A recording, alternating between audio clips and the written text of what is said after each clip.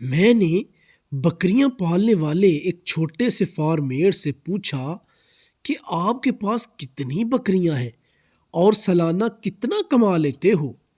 اس نے کہا، میرے پاس اچھی نسل کی 12 بکریاں ہیں جو مجھے سالانہ 6 لاکھ روپے دیتی ہیں، جو ماہانہ 50,000 بنتا ہے۔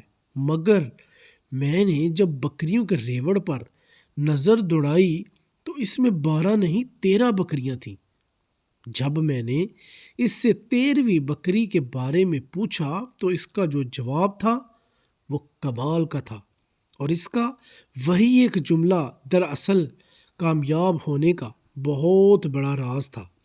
اس نے کہا کہ 12 بکریوں سے میں 6 لاکھ منافع حاصل کرتا ہوں، اور اس 13ویں بکری کے 2 بچے ہوتے ہیں، ایک کی قربانی کرتا ہوں اور دوسرا کسی مستحق غریب کو دے دیتا ہوں۔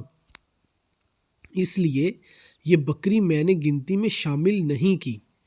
یہ 13ویں بکری باقی کی 12 بکریوں کی محافظ ہے اور میرے لیے باعث خیر و برکت ہے۔ یقین کریں کہ یہ کوئی معمولی بات نہیں ہے۔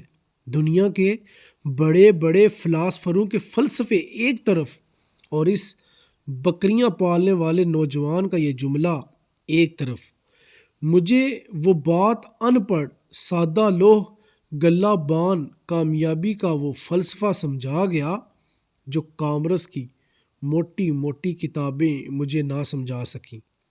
لوگ رزق کو محنت میں تلاش کرتے ہیں، حالانکہ یہ سخاوت میں پوشیدہ ہے۔